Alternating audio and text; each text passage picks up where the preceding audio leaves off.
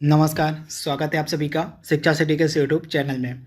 दोस्तों, RRB NTPC 2020 के लिए जो हम टेस्ट सीरीज स्टार्ट किए हुए हैं उसके भाग 46 को आज के इस वीडियो में हम कवर करेंगे। तो चलिए वीडियो को स्टार्ट कर लेते हैं और देख लेते हैं कि आज का जो पार्ट 46वां है इसमें हमने कौन कौन से इम्पॉर्टेंट जीके, जीएस और करंट अफेयर्स के प्रश्नों को सम्मिलित किया हुआ है। तो चलिए वीडियो को शुरू करते हैं। पहला सुपर इम्पॉर्टेंट प्रश्न हमारा आज का है, कौटिल्य की जो पुस्तक है अर्थशास्त्र, उसका विषय क्या है। काफ़ी इंपॉर्टेंट प्रश्न है। तो कौटिल्य के द्वारा जो पुस्तक लिखी गई है अर्थशास्त्र, यह किस विषय पर आधारित है?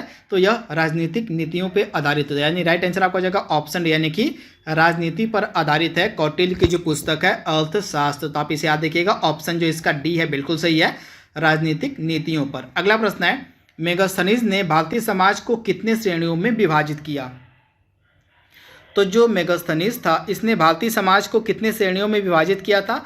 तो राइट आंसर आपका हो जाएगा 7। तो राइट आंसर आपका हो जाएगा 7, यानी कि टोटल 7 श्रेणियों में मेगास्थनीज ने भारतीय समाज को विभाजित किया था। तो आप इसे याद रखिएगा।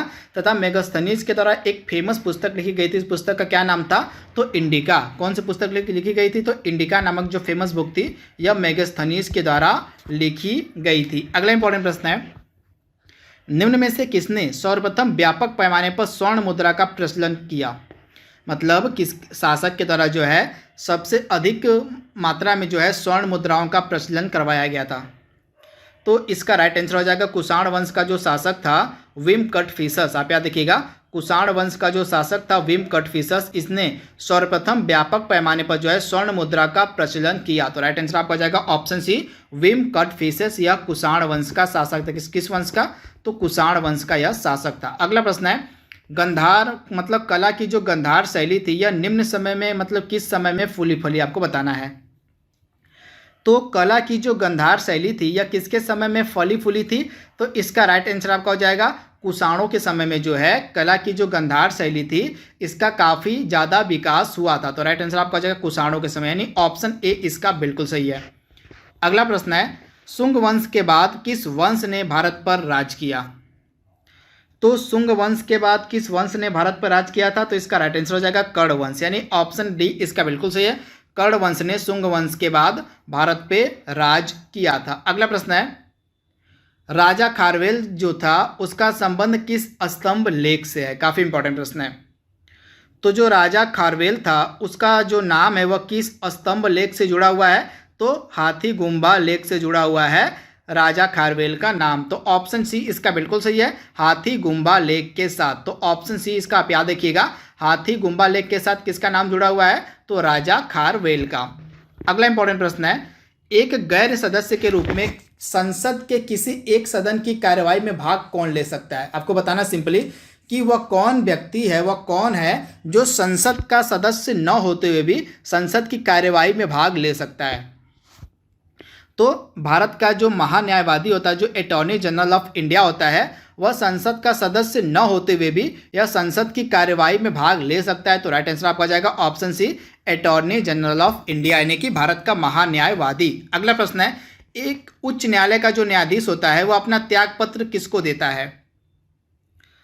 तो एक उच्च न्यायालय का न्यायाधीश अपना त्यागपत्र किसको देता है? तो भारत के राष्ट्रपति को। तो राइट आंसर आपका जाएगा प्रेसिडेंट ऑफ इंडिया को। अगला इंपॉर्टेंट प्रश्न है, भारत के जो राष्ट्रपति होते हैं उनके द्वारा जो नेशनल इमरजेंसी है, जो राष्ट्रीय आपातकाल है, उसकी घोषणा किस अनुच्छेद के तहत की जा सकती है? तो भारत के राष्ट्रपति के द्वारा जो है नेशनल इमरजेंसी किस अनुच्छेद के तहत लगाई जाती है? तो यह अनुच्छेद है 352, यानी कि आर्टिकल 352 के तहत जो है हमारे देश में नेशनल इमरजेंसी लगाई जाती है भारत के राष्ट्रपति के द्वारा। तो राइट आंसर आपका जाएगा ऑप्शन ए, आर्टिकल 352। अगला प्रश्न है, आम चुनाव में मतदान की जो आयु थी वह 21 वर्ष से घटाकर 18 वर्ष कब की गई थी? मतलब किस संशोधन के तहत की गई थी? तो जो मतदान की आयु थी 21 वर्ष से घटाकर 18 वर्ष किस संशोधन के तहत की गई थी?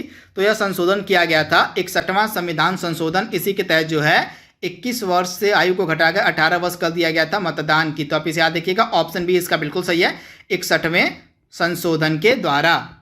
अगला प्रश्न है, विकेंद्रीकरण जो सिस्टम आया था उसकी सिफारिश किसके द्वारा की गई थी? तो विकेंद्रीकरण सिस्टम की जो सिफारिश है वह किसने की थी? तो इस सिस्टम की जो सिफारिश की गई थी बलवंत राय मेहता के द्वारा। तो राइट आंसर आपका हो जाएगा बलवंत राय मेहता, यानी कि ऑप्शन बी इसका बिल्कुल सही है, बलवंत राय मेहता। आपको बताना है कि दिए गए इन 4 दोषों में से कौन सुरक्षा परिषद का सदस्य मतलब अस्थायी सदस्य नहीं है, यानी कि परमानेंट मेंबर इनमें से कौन नहीं है सुरक्षा परिषद का। तो आपको याद रखना है सुरक्षा परिषद में टोटल 5 अस्थायी सदस्य होते हैं। कितने? टोटल 5 अस्थायी सदस्य होते हैं सुरक्षा परिषद में। कौन कौन से? तो पहला हो गया अमेरिका, दूसरा आपका हो गया ब्रिटेन, तीसरा हो गया आपका रूस, चौथा आपका हो गया फ्रांस और पांचवा आपका चीन है। तो दिए गए ऑप्शंस में से आपका फ्रांस अस्थायी मेंबर है सुरक्षा परिषद का, ब्रिटेन है, चीन है, परंतु जर्मनी नहीं है। तो राइट आंसर आपका हो जाएगा जो जर्मनी है यह सुरक्षा परिषद का अस्थायी सदस्य नहीं है, बाकी फ्रांस, ग्रेट ब्रिटेन और चीन है। अगला प्रश्न है, जो स्वर्णिम चतुर्भुज योजना है इसका संबंध किससे है? तो स्वर्णिम चतुर्भुज योजना का संबंध है राष्ट्रीय राजमार्ग परियोजना से। तो राइट आंसर आपका जाएगा ऑप्शन सी, राष्ट्रीय राजमार्ग परियोजना, यानी ऑप्शन सी इसका बिल्कुल सही है। अगला प्रश्न है, गद्दी जनजाति कहाँ निवास करती है? तो जो यह गद्दी जनजाति आपको मिलेगी हिमाचल प्रदेश राज्य में। तो राइट आंसर आपका हो जाएगा ऑप्शन बी, यानी कि हिमाचल प्रदेश राज्य में निवास करती है गद्दी नामक जनजाति। अगला प्रश्न है, भारत की सबसे बड़ी जो नदी है वह कौन सी है?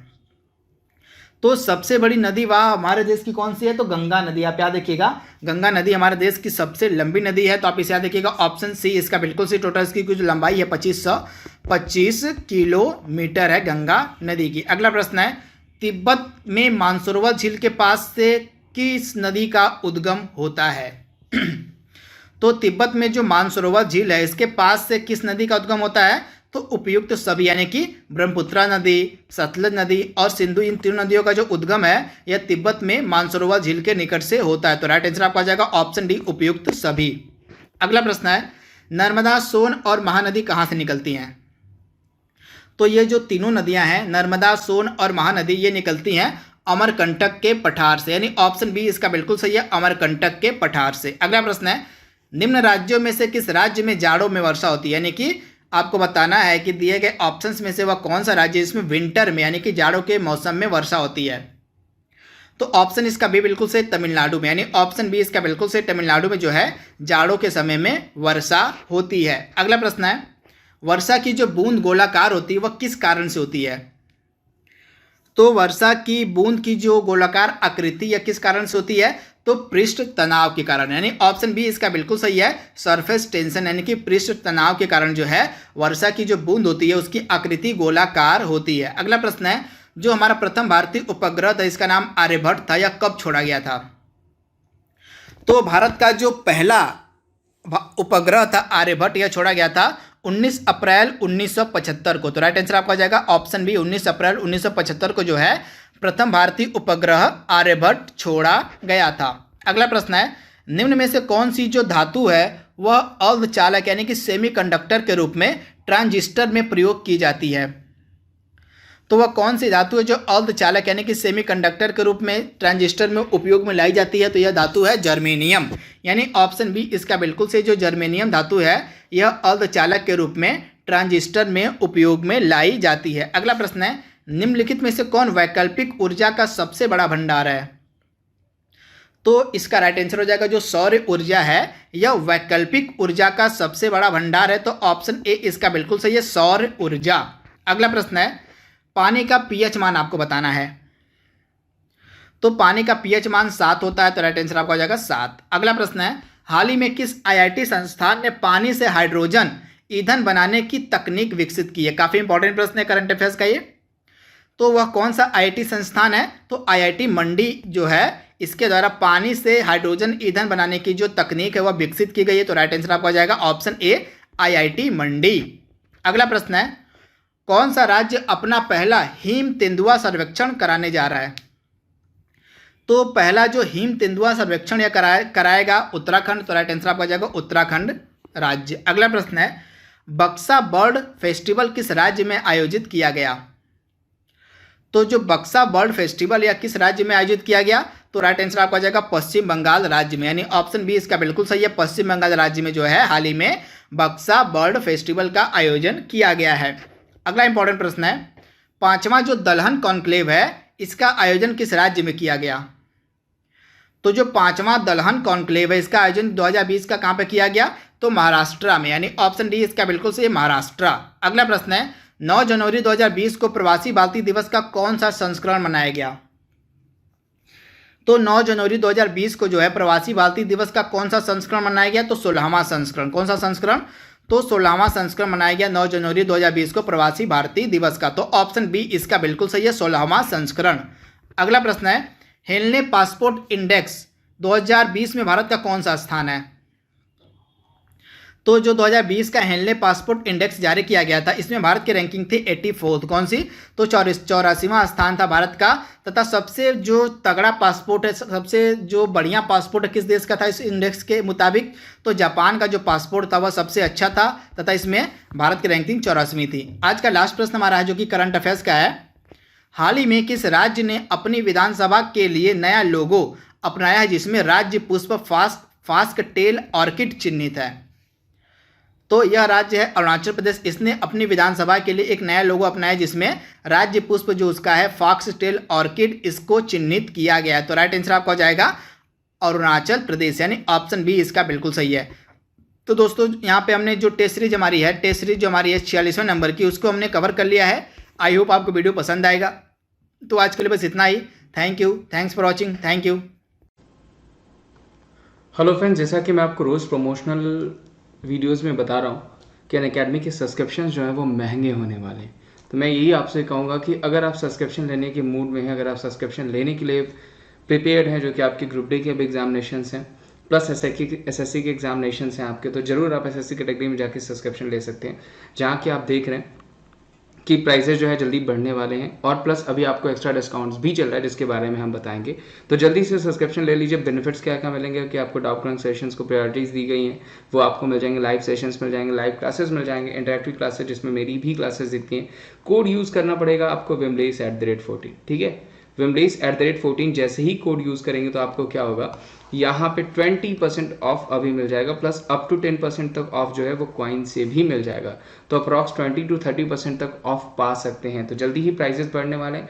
मैं आपसे यही कहूँगा जल्दी से सब्सक्रिप्शन ले ले ताकि ज़्यादा से ज़्यादा क्लासेस का और कम पैसे में आप इसका फ़ायदा उठा सकें। प्लस अभी देखिए मैंने बताया कि 29 जुलाई तक अगर आप सब्सक्रिप्शन लेते हैं तो 20% का आपको ऑफ भी मिल जाएगा, डिस्काउंट भी मिल जाएगा। कोड या क्या यूज़ करना है? कोड वही यूज़ करना है VIMLESH, ठीक है, wimlace@14। इस कोड को यूज़ करके आप सब्सक्रिप्शंस में ऑफ पा सकते हैं। ध्यान रखिएगा, wimlace@14 कोड को यूज़ करके आप सब्सक्रिप्शन में 20% का ऑफ पा सकते हैं और प्राइजेस आपके जो बढ़ने वाले हैं उससे भी आपको रियायत मिल सकती है। तो उम्मीद करता हूं दोस्तों आप जल्दी से सब्सक्रिप्शन ले लेंगे। अगर आप उसके इंटरेस्टेड होंगे तो जरूर सब्सक्रिप्शन ले लेंगे। Thank you so much. चलिए मिलते हैं हम आपको लाइव क्लास में।